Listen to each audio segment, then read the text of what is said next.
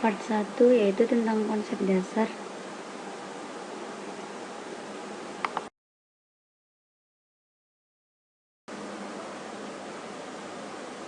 Ini adalah soal part 1 tentang konsep dasar, tentang penjelasan dari istilah sel, jenis-jenis sel, base, kontrak, lalu story. Kemudian juga maksud dari perintah di bawah ini. Kemudian kegunaan kunci tag pada baris perintah sel. Lalu penjelasan tentang fungsi variabel, cara meminta input, fungsi logika, operator matematis, penggunaan variabel bertipe string dan numerik, juga perulangan dan percabangan.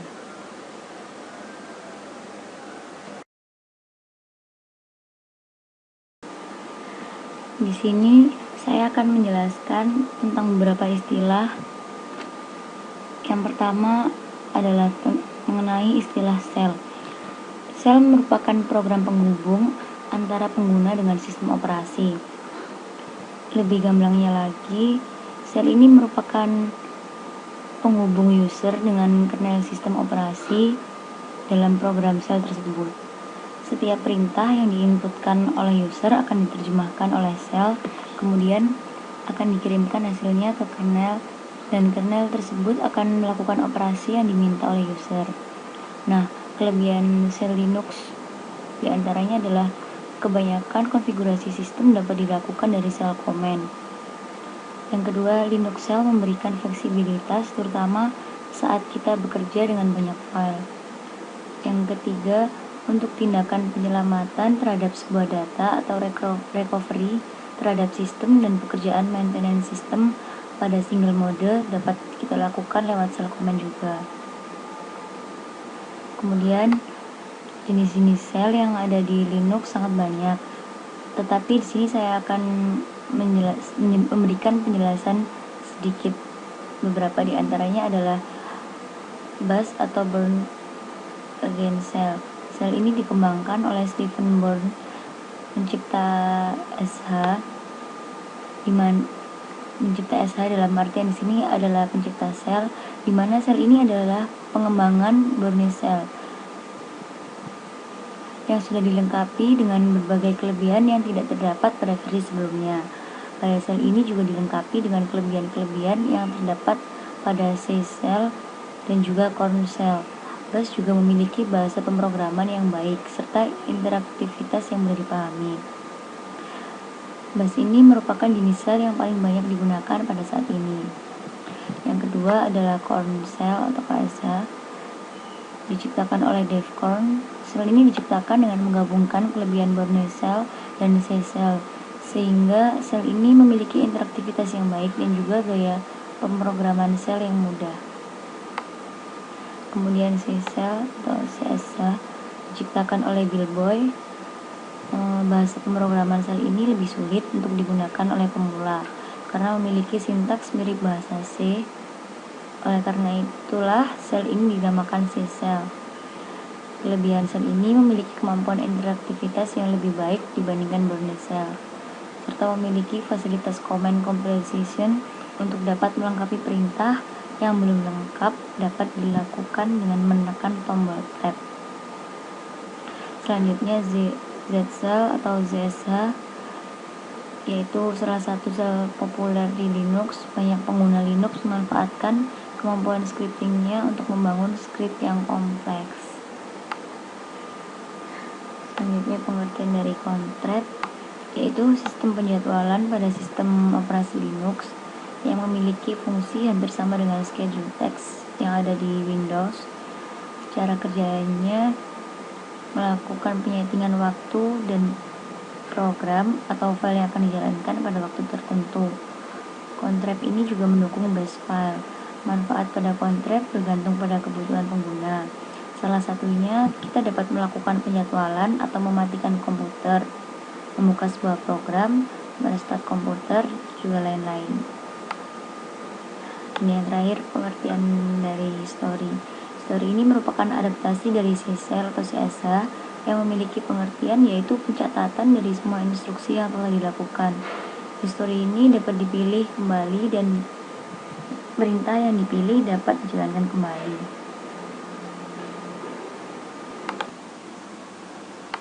Selanjutnya adalah konsep dasar yang nomor 2.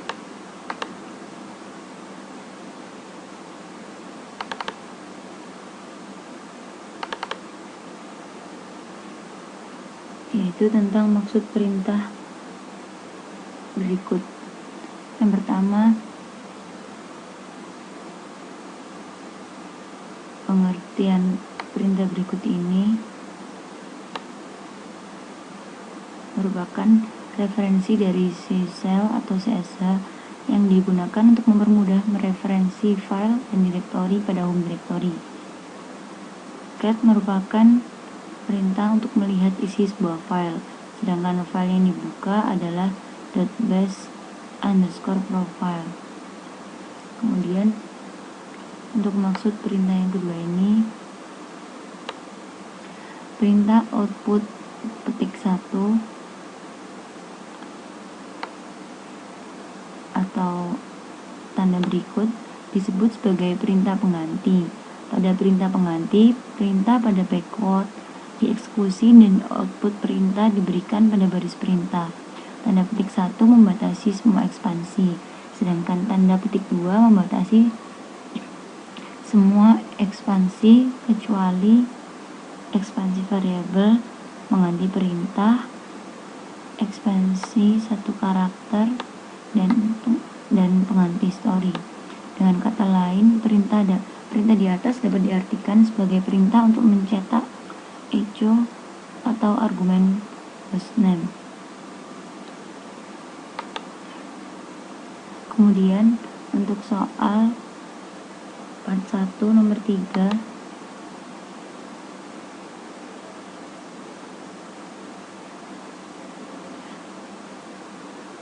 yakni apa kegunaan kunci tab pada baris perintah sel.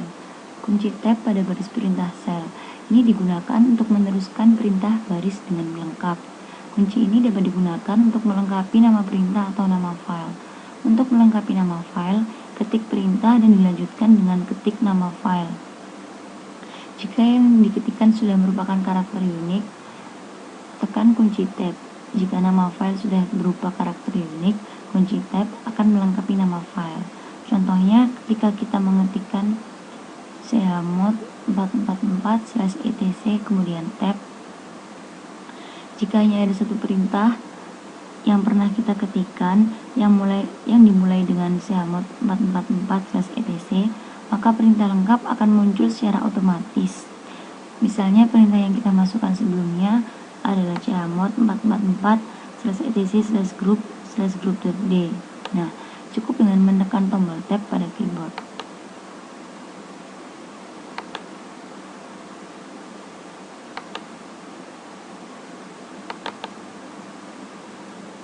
Kemudian untuk soal part 1 nomor 4,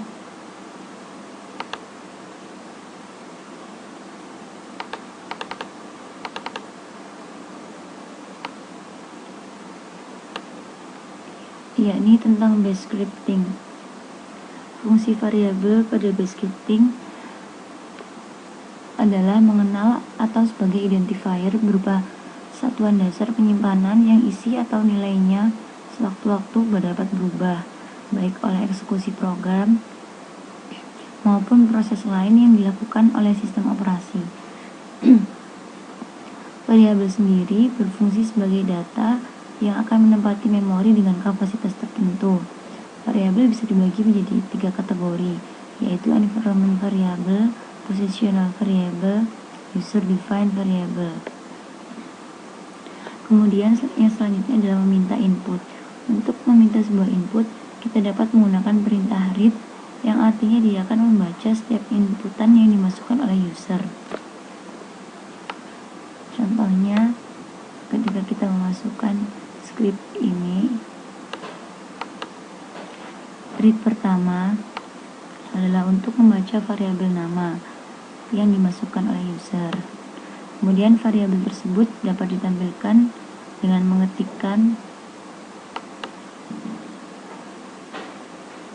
seperti script ini. Kemudian fungsi logika. Dalam bash scripting juga terdapat operator logika yang dapat digunakan untuk mendukung suatu pengambilan keputusan. Operator logika tersebut diantaranya adalah min O yang berarti benar jika salah satu statement bernilai benar atau OR. Kemudian min A yakni benar jika kedua statement bernilai benar atau AND. Lalu tanda seru membalikan nilai sebuah statement. Sintaksnya adalah dengan memasukkan script statement 1 min O statement 2 sama dengan min A, akan tetapi pada tanda seru tinggal memasukkan sintaks tanda seru lalu statement.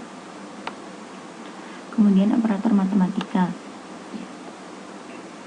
Beberapa operator matematika yang dapat digunakan adalah sebagai berikut, yaitu tambah, kurang, kali, pangkat, bagi, modulus atau sisa bagi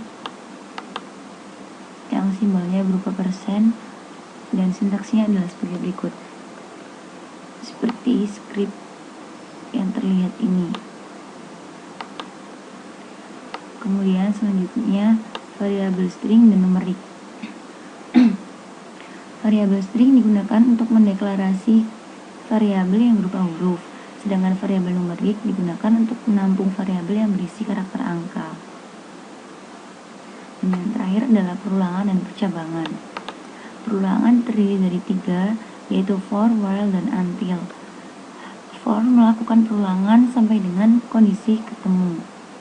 Contoh penggunaannya adalah for, kondisi, kemudian invariable, do perintah, lalu dan. Yang kedua, while, selama kondisi bernilai benar atau 0, perintah dalam blok while akan diulang terus. Contoh penggunaannya adalah while kondisi, do perintah, lalu dan. Yang ketiga adalah until, yaitu until akan mengulang ketika statement bernilai salah. Ini berbeda dengan while yang selalu mengulang ketika bernilai benar. Jadi while merupakan kebalikan dari until. Dapat kita lihat contoh penggunaannya adalah seperti ini. Lalu select berguna untuk membuat layout berbentuk menu pilihan. Contoh penggunaannya adalah select per name. Dapat kita lihat selanjutnya scriptnya seperti yang terlihat ini. Lalu percabangan terdiri dari 2, yaitu if dan case. If digunakan untuk perintah bersyarat. Contoh penggunaannya adalah seperti ini. Lalu case adalah perintah yang digunakan sebagai opsional dengan bentuk script seperti ini.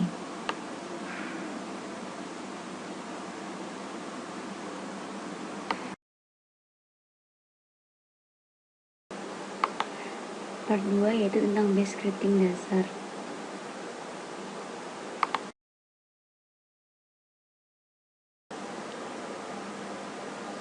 Ini adalah soal part 2 tentang bash scripting dasar. Yaitu kita membuat program bash dengan menu berikut. Yang pertama, untuk NRP ganjil menggunakan sapaan hai NRP sekian, nama Anda adalah ini. Kemudian dengan pilihan pindah ke direktori desktop, pindah ke direktori documents, menunjukkan posisi kita sekarang, pindah direktori kerja,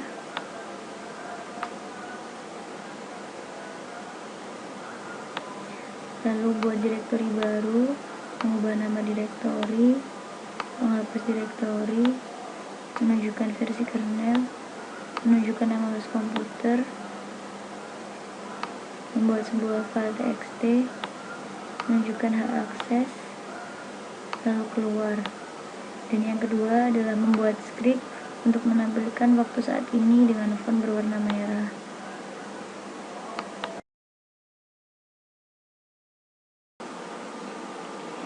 Kemudian yang part kedua, kita membuat program base.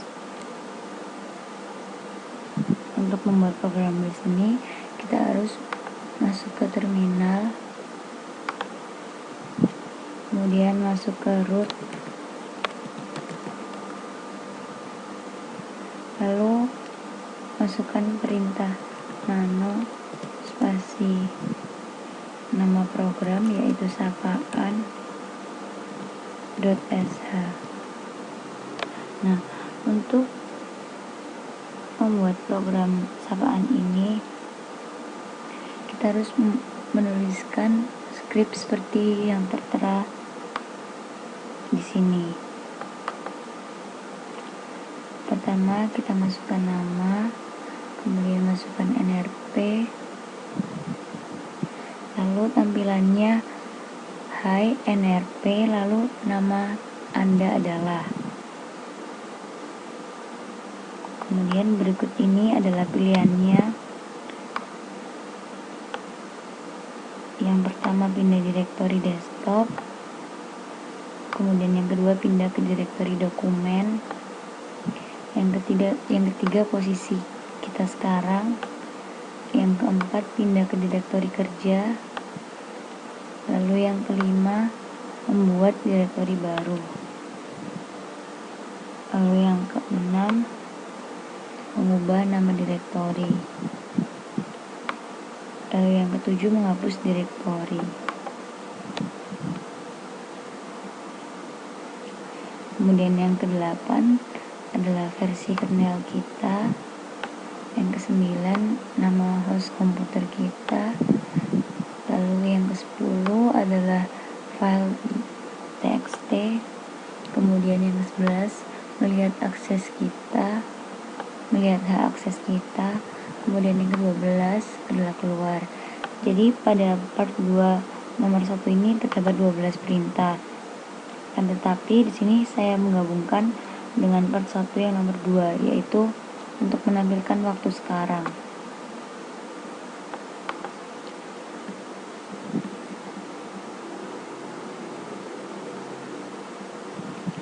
Kemudian di bawah ini adalah keterangannya.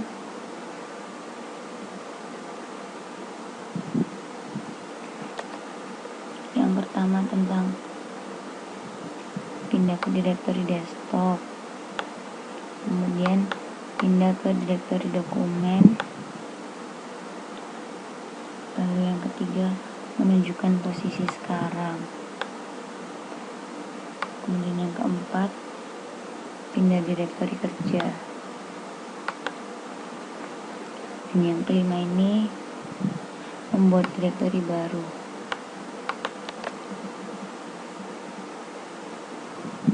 Kemudian yang keenam,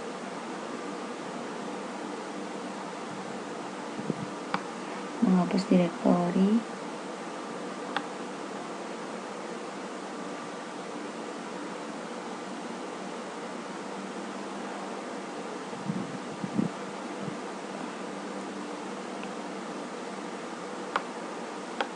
Kemudian yang ketujuh adalah menghapus direktori.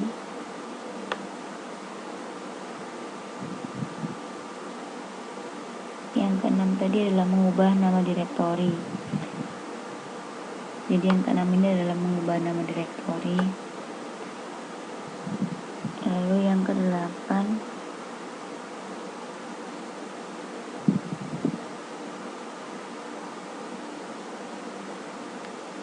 adalah menunjukkan hak akses.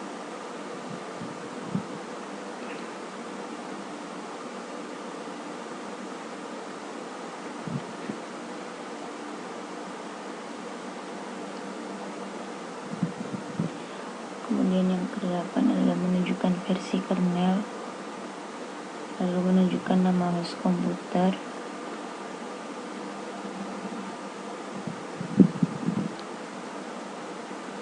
Selanjutnya yang ke-10 adalah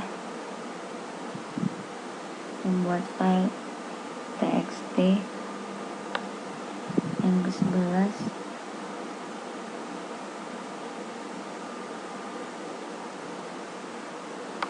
menunjukkan akses.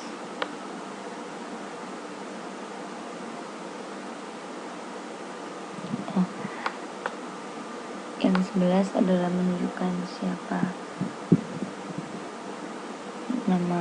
nama host komputer. Lalu untuk yang ke-12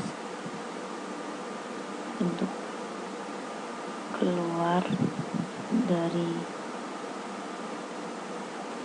pilihan ini. Yang ke-11 tadi, yang ke-11 ini adalah untuk menunjukkan hak akses kita. Lalu untuk menampilkan waktu,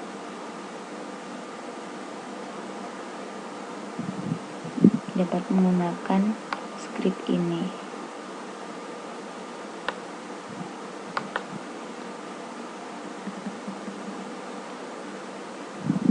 Script berikut ini harus ditulis secara lengkap agar tidak terjadi kesalahan saat mengcompile-nya. Setelah itu kita save dengan Ctrl+X. Lalu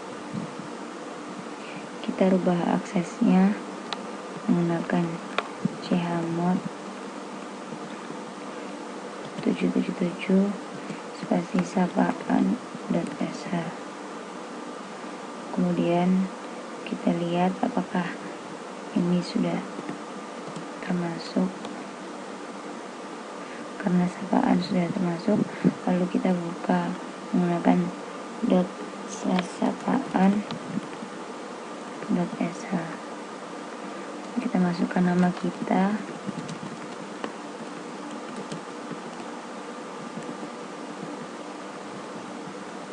lalu NRP kita. Berikut ini adalah hasilnya. Terdapat 13 pilihan. Kita coba pilihan yang pertama. Akan terlihat hasilnya. Kita pindah ke direktori desktop.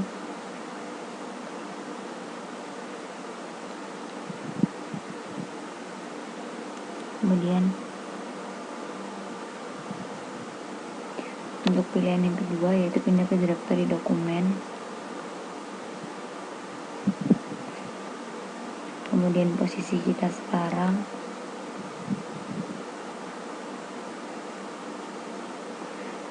Lalu pindah ke direktori kerja. Di sini kita pilih direktori terlebih dahulu.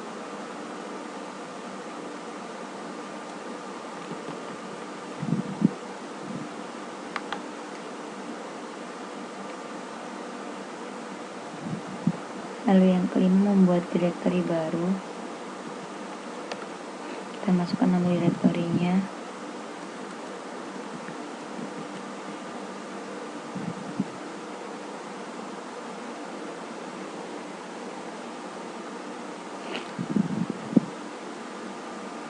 Lalu untuk selanjutnya yang keenam, mengubah nama direktori. Kita perlu masukkan nama direktori lama terlebih dahulu. Kemudian untuk menampilkan versi kernel,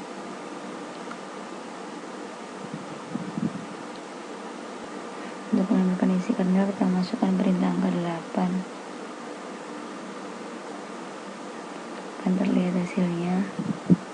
Lalu nama host komputer menggunakan 9. Masing-masing dapat dipilih semua. Kemudian untuk melihat hak akses,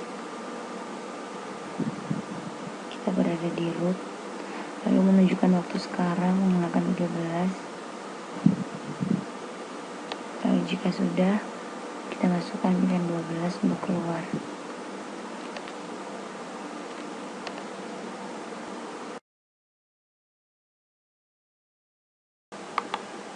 part 3, yaitu tentang konten.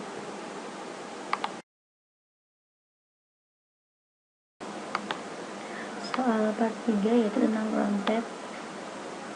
Sini kita membuat penjadwalan yang akan menampilkan ucapan selamat ulang tahun setiap kali kita berulang tahun.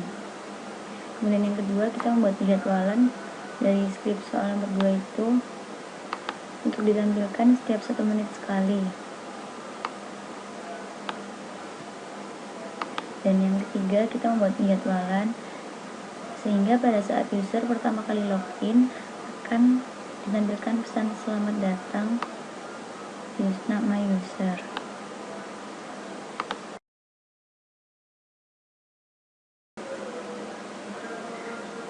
Untuk membuat kontrak berjalannya program setiap kita ulang tahun, pertama kita buat base script terlebih dahulu melalui terminal.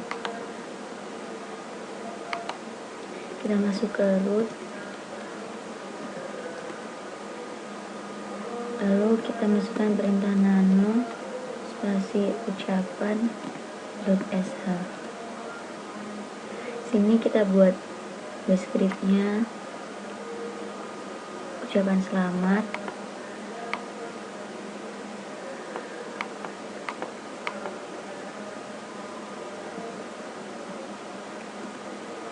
kemudian setelah selesai kita save, Ctrl X, lalu yes, dan kita enter.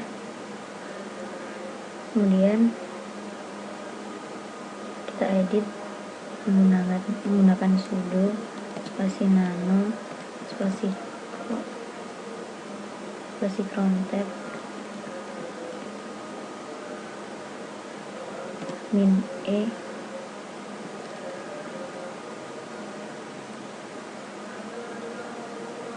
kemudian kita menuliskan 0 spasi 1 spasi 19 spasi 02 spasi bintang. Di sini 0 sebagai menit ke 0, kemudian jam 1 pagi pada tanggal 19 bulan Februari. Kemudian bintang ini menjelaskan pada hari apapun, tidak terbatas pada hari-hari tertentu.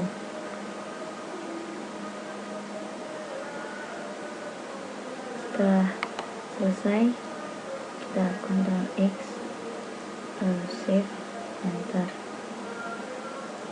Kemudian untuk soal nomor 2, untuk mengganti agar program tersebut berjalan setiap 1 menit, kita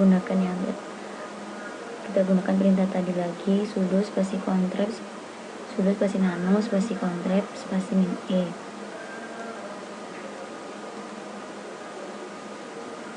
Kemudian agar berjalannya setiap 1 menit, maka tanda bintang yang pertama, digit pertama kita rubah dengan angka 1, dan sisa simbol yang lainnya kita gunakan bintang.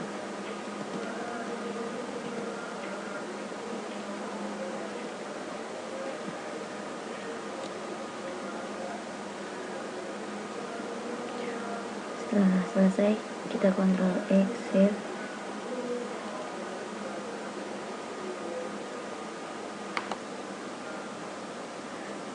Untuk yang nomor 3, kita membuat penjadwalan sehingga pada saat user pertama kali login akan tampil pesan selamat datang, lalu nama usernya. Pertama, kita harus membuat base script terlebih dahulu.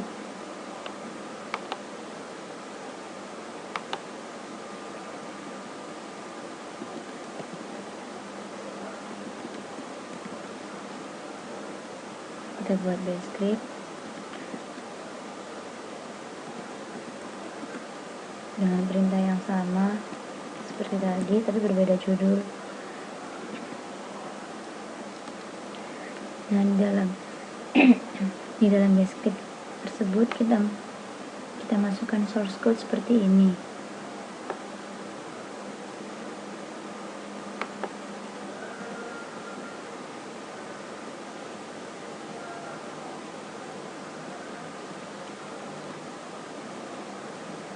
source code harus sama persis dengan ini.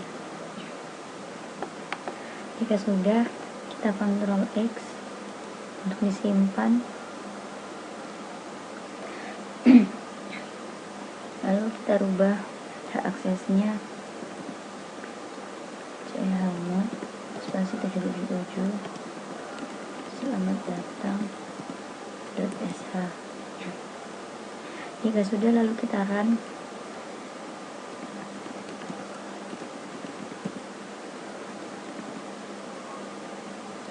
Sini kita masukkan nama kita sebagai user,